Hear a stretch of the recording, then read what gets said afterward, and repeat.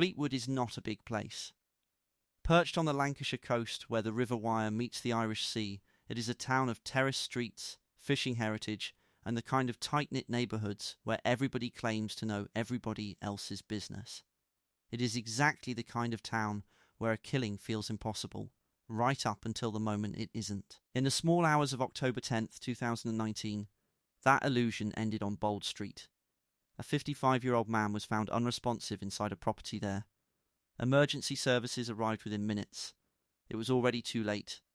He was pronounced dead at the scene, and within hours, Lancashire police had done something they don't do lightly. They declared it a murder investigation. His name was Raymond Cullen. Most people in Fleetwood didn't call him that. They called him Irish Ray.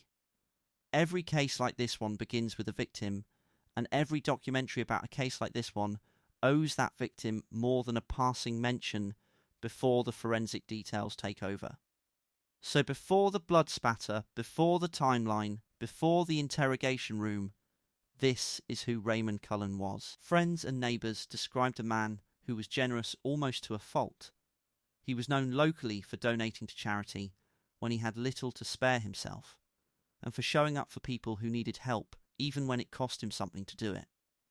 Life, by his own family's account, had taken many unexpected turns for Raymond over the years. He was not, by all appearances, a man who lived a quiet, uncomplicated existence. But to the people who loved him, none of that mattered. He was Dad. He was Irish Ray.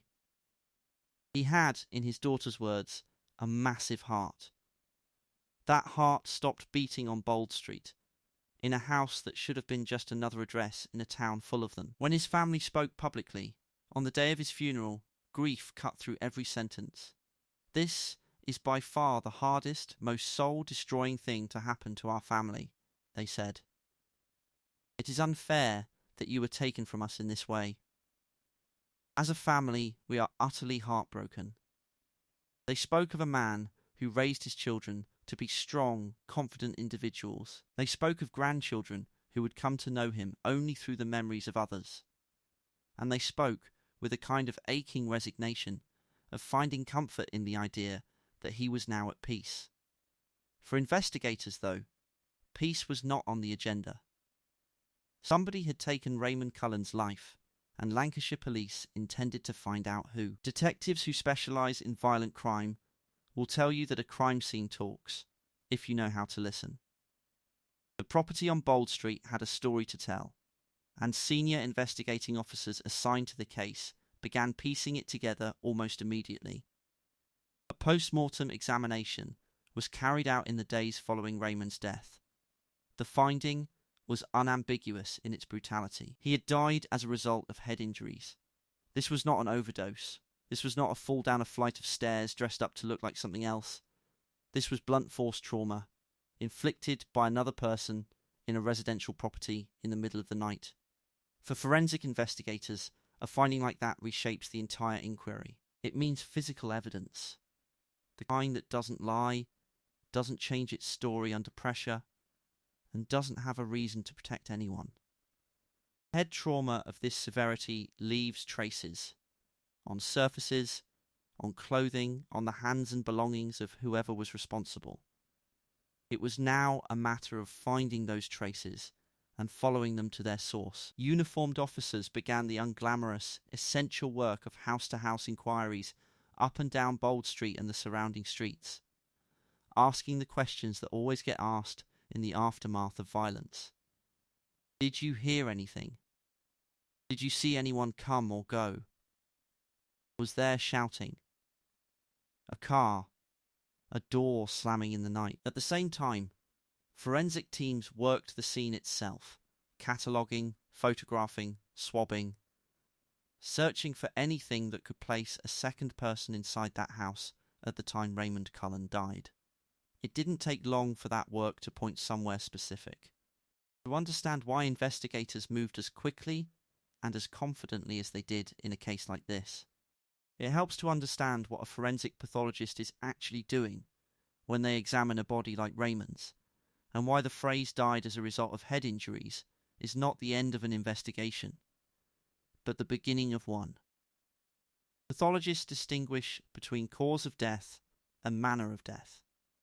Cause of death is the medical mechanism, in this case injury to the head severe enough to be fatal. Manner of death is the legal and circumstantial classification: natural, accidental, suicide, homicide, or undetermined.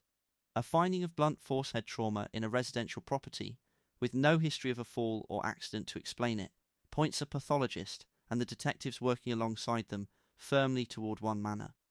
Homicide forensic pathologists look closely at the nature, number, and distribution of injuries to reconstruct what kind of force produced them.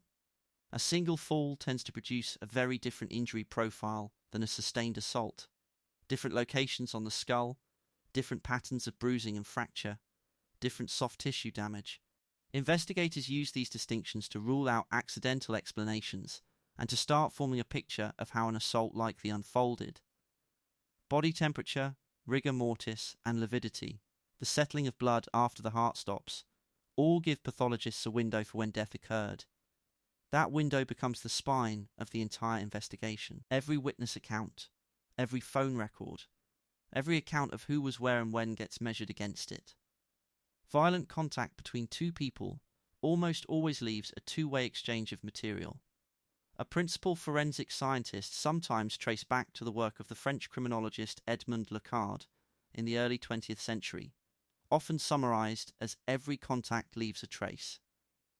Fibers, skin cells, blood spatter, and even the pattern of an object's impact can all place a person at a scene, or a scene on a person's belongings. Lecard's principle has underpinned forensic science for more than a century, and it remains the quiet logic behind almost every piece of trace evidence collected at a modern crime scene. Investigators don't just ask what happened, they try to reconstruct where things were when it happened, the position of furniture, the location of blood, the state of doors and windows.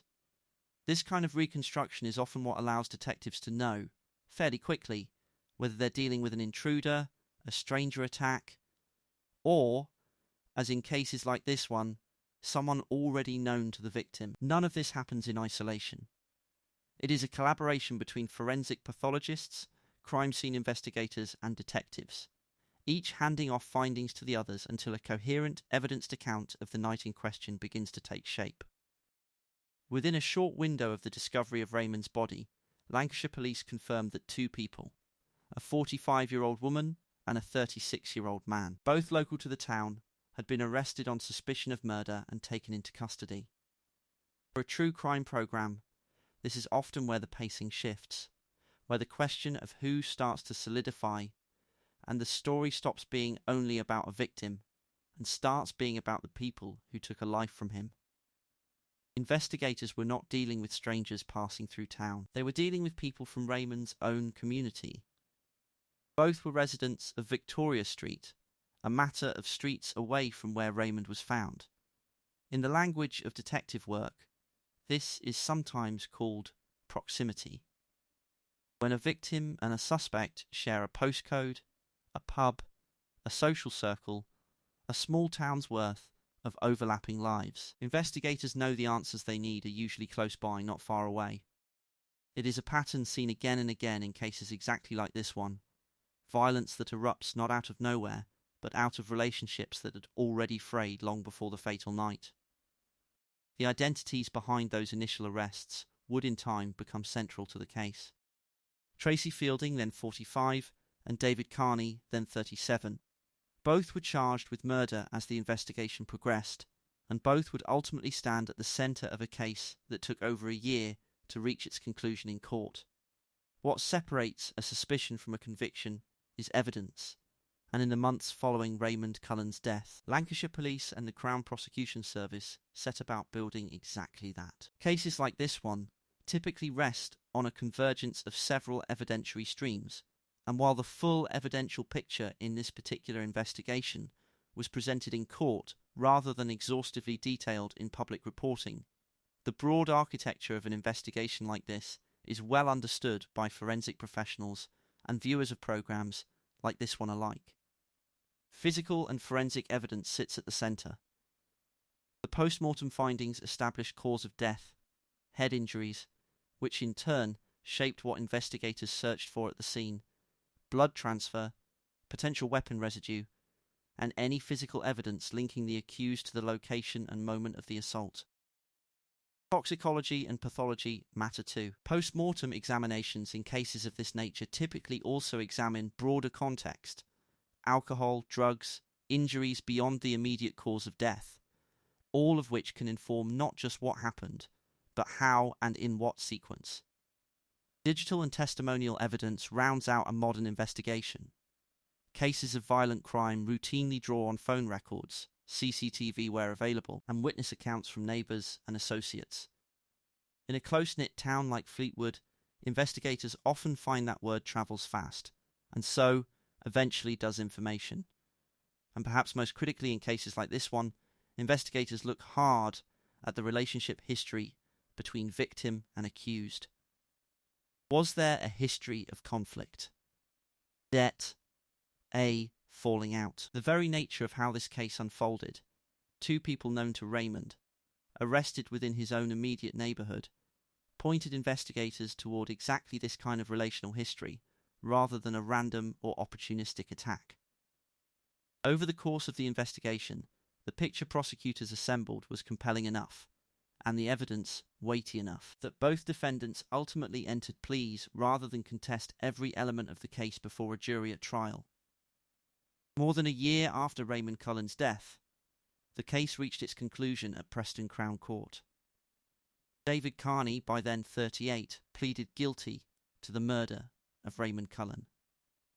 The court handed down a life sentence, with a minimum term of 16 years and 7 months to be served before he could be considered for parole. In the language of British justice, a life sentence with a minimum term does not mean 16 years and out the door. It means the earliest possible point at which parole can even be considered, with no guarantee it will be granted at that time or ever. Tracy Fielding, by then 47, admitted manslaughter rather than murder, a plea that reflects a different legal finding about her intent and role in Raymond's death, distinct from an intentional killing. She was sentenced to 9 years and 9 months. For the family of Raymond Cullen, the sentencing hearing closed one chapter of an ordeal that began the moment their father, Irish Ray, was found unresponsive on Bold Street. It did not undo what had happened. No sentence ever does. But it delivered something that mattered enormously in cases like this: a legal accounting, on the record, of who was responsible. Viewers of true crime programming are often most familiar with the courtroom drama of a full jury trial. Competing barristers, days of cross-examination, a jury filing back in to deliver its verdict. This case did not end that way, and it's worth pausing on why, because the difference matters both legally and emotionally for the people involved. When a defendant enters a guilty plea, it is typically because the evidence against them is regarded, by their own legal counsel, and often by the defendant personally, as strong enough that contesting it at trial offers little realistic chance of acquittal, and carries the risk of a harsher sentence if convicted after forcing the Crown to prove its case in full. English sentencing guidelines explicitly reward an early guilty plea with a reduction in sentence, on a sliding scale that shrinks the later the plea comes. A plea to a lesser charge, as in the admission of manslaughter rather than murder, reflects a negotiated legal outcome in which the prosecution accepts a plea that doesn't require proving the specific intent necessary for a murder conviction, while the defendant accepts criminal responsibility for causing the death. Manslaughter, in England and Wales, can arise from a killing that lacked the intent to kill or cause really serious harm, or through other legal routes such as diminished responsibility or loss of control.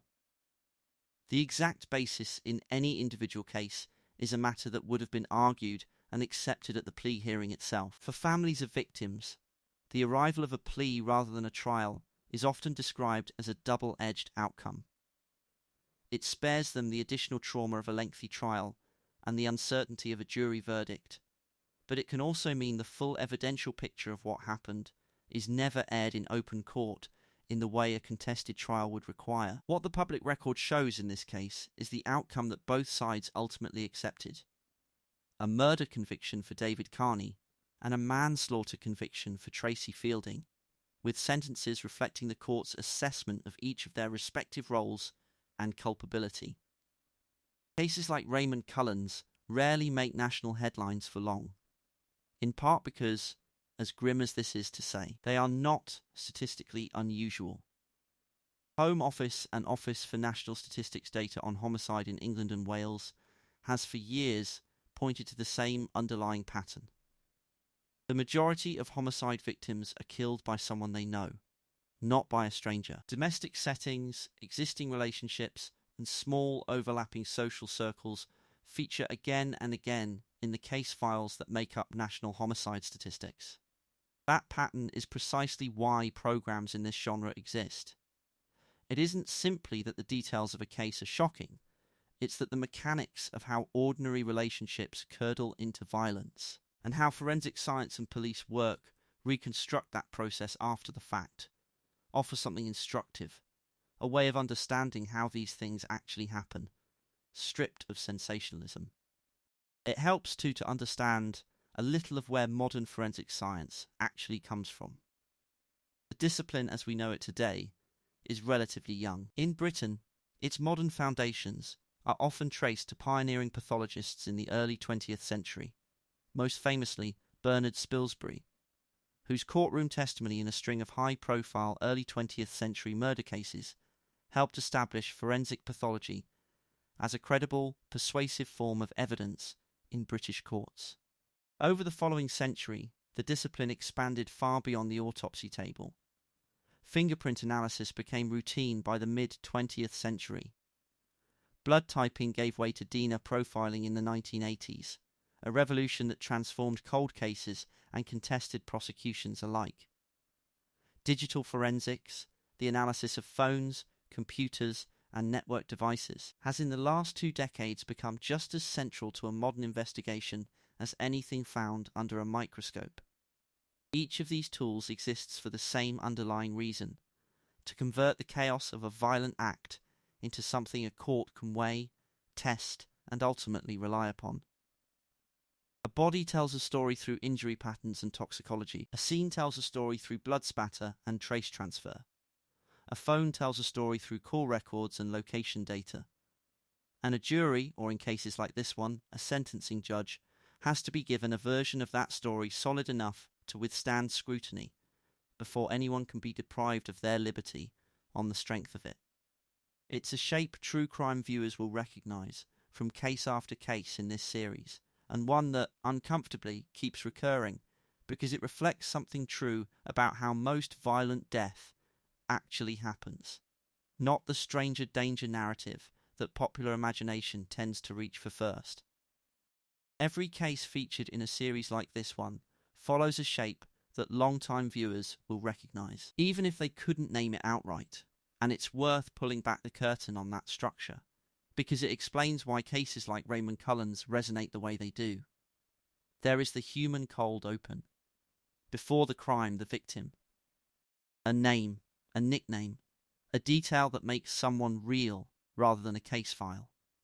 Irish Ray, a man within his own daughter's words, a massive heart. Documentaries in this genre resist the temptation to lead with the wound. They lead with the life. There is the procedural middle. Then comes the machinery, post-mortem findings, house-to-house inquiries, the quiet accumulation of forensic detail that slowly narrows an open question, who did this, down to a much smaller, much more specific one. How do we prove it? This is the section where pacing usually slows deliberately, because procedure is the point. It's not filler between the emotional beats. For a genre built on real accountability, it is the beating heart of how justice actually gets done. There is the turn. An arrest.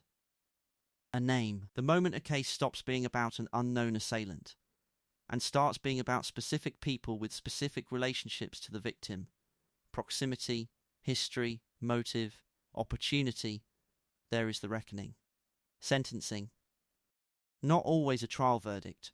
sometimes, as in this case, a plea, which carries its own kind of finality even without the theatre of 12 jurors filing back into a room. A number of years, a minimum term, a line drawn, however imperfectly, under an act of violence. And finally, there is the exhale, the return to the human note the episode opened on. Not the crime, not the courtroom, but the person who was lost.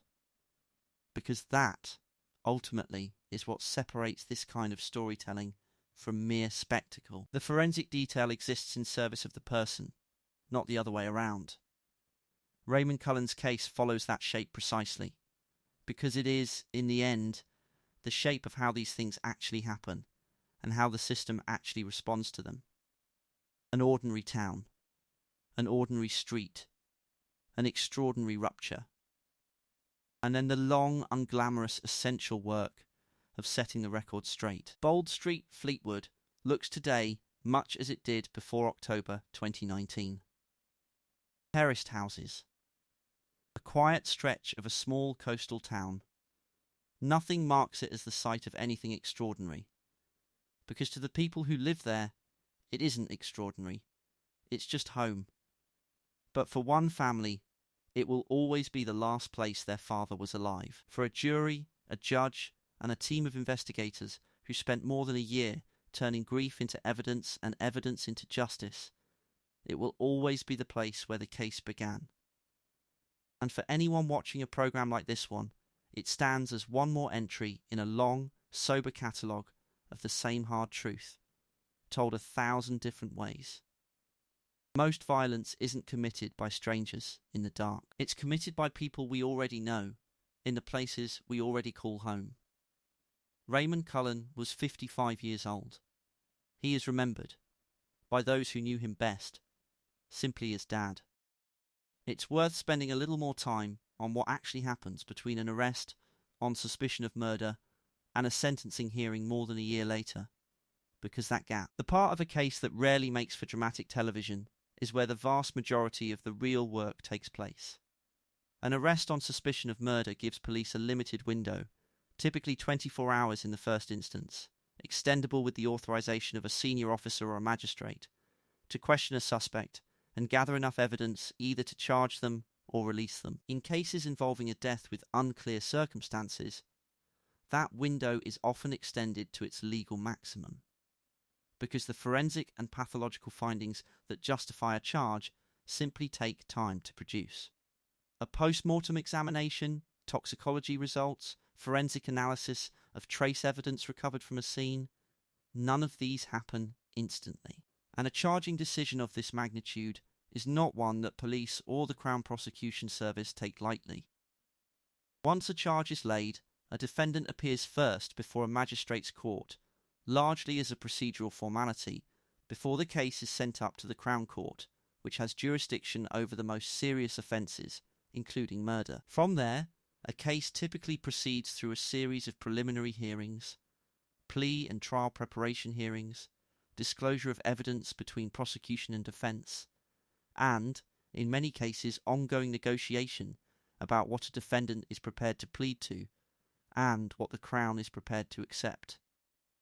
All of this can take months. In cases where a full trial is ultimately avoided through a plea, as happened here, the process can still stretch well over a year, from arrest to sentencing, simply because of the volume of evidence that has to be reviewed, disclosed, and assessed by every party before a plea is entered. During this period, a defendant charged with murder is almost always remanded in custody rather than released on bail, given the seriousness of the charge and the risk considerations a court is required to weigh. That means the year or more between charge and sentencing is not a year of normal life interrupted by a looming court date. It is a year already spent behind bars, awaiting an outcome that is, by its nature, uncertain until the moment it is delivered. For the victim's family, this stretch of time carries its own particular weight. There is no single moment of resolution, only a long procedural corridor with hearing dates, adjournments, and updates from police family liaison officers, a role that exists specifically to keep bereaved families informed through exactly this kind of prolonged uncertainty. Family liaison officers, standard practice in serious crime investigations across England and Wales, act as a consistent point of contact between the investigating force and the people left behind, translating the sometimes glacial pace of the justice system into information a grieving family can actually use. It's also worth understanding a little more about how a case like this is actually investigated day to day, beyond the highlight reel of arrests and sentencing that tends to dominate public reporting. A major investigation team, in Lancashire as elsewhere, typically includes a senior investigating officer with overall responsibility for the case, a deputy, a team of detectives conducting interviews and following lines of enquiry, and a dedicated forensic team working in close coordination with a Home Office registered forensic pathologist. Exhibits officers log and track every single item recovered from a scene, from clothing to phones to anything that might carry trace evidence, maintaining a chain of custody rigorous enough to survive scrutiny in court months or years later. Family liaison officers work alongside all of this, but separately from the investigative team itself, specifically so that the emotional needs of a grieving family never compromise the evidential integrity of the case being built. This is in many ways the least cinematic part of any real investigation, and also the most important. Convictions are not won on dramatic confrontations or last-minute revelations. They are won on documentation, on evidence correctly gathered, correctly logged, correctly disclosed, and correctly presented, so that whatever plea or verdict eventually emerges can actually stand up. It's also worth situating a case like this within the broader landscape of how forensic science has developed as a discipline in Britain over the past century, because the tools used in an investigation like this one did not simply appear from nowhere. Fingerprint identification became a formal tool of British policing in the early years of the 20th century, following the establishment of dedicated fingerprint bureaus, and remained for decades the single most powerful form of individual identification available to investigators. Forensic pathology, as a distinct medical specialism, developed alongside it, driven in no small part by pioneering practitioners whose courtroom testimony in a string of early 20th century murder trials helped establish that a trained pathologist's evidence about cause and manner of death could carry the same weight in a courtroom as an eyewitness account, sometimes more. The single largest transformation in the field came far more recently, with the development of DNA profiling in the 1980s.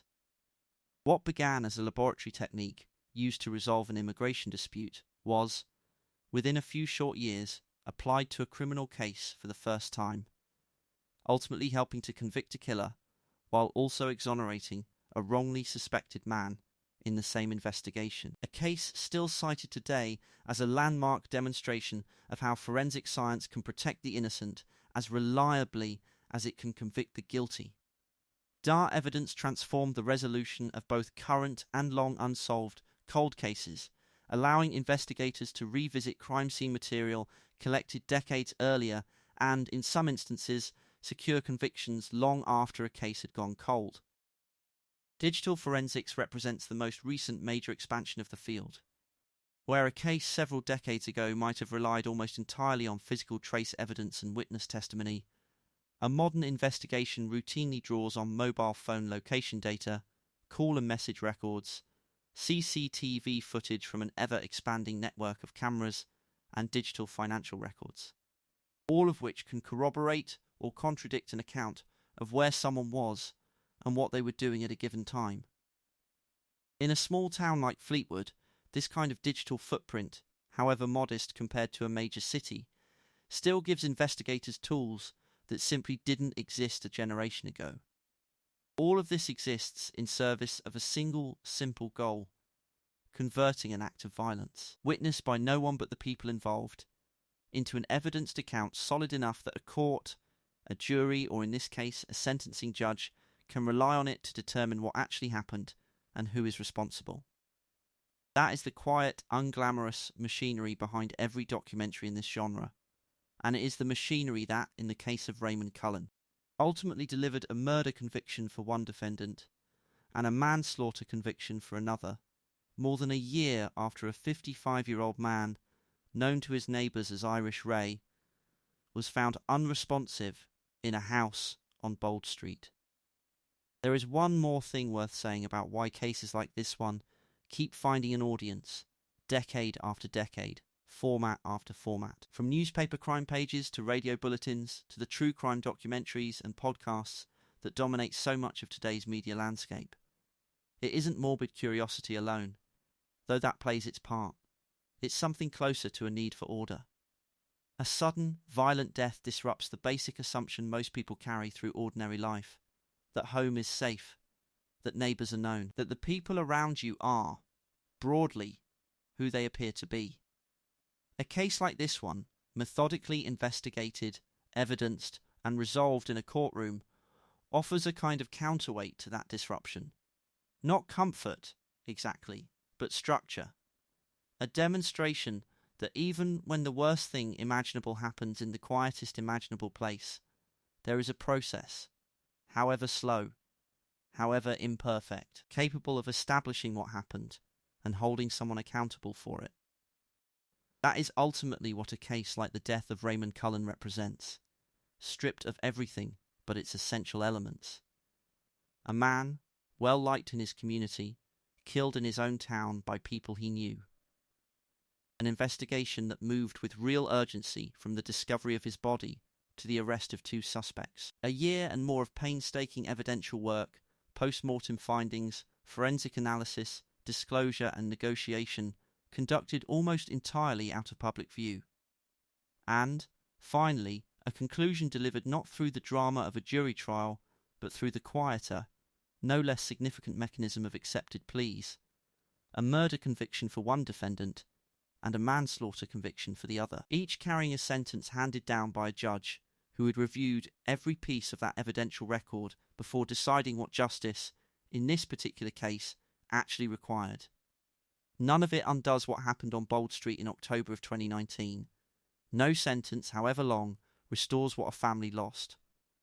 But it does close a loop that matters, in cases like this, and in every case like it. It replaces uncertainty with an answer, rumour with a record, and an open question with a name, a charge, a plea, and a number of years. That is the quiet, cumulative purpose behind every episode in a series like this one, and it is the purpose this account has tried, above all, to honour. This has been a factual account based on public reporting of a real criminal case. Some narrative elements, including general commentary on forensic methodology, sentencing procedure, and the history of forensic science, have been presented in a documentary storytelling style for pacing and context. All names, dates, charges, pleas and sentencing outcomes specific to Raymond Cullen, Tracy Fielding and David Carney reflect matters of public record as reported by UK news outlets covering the case.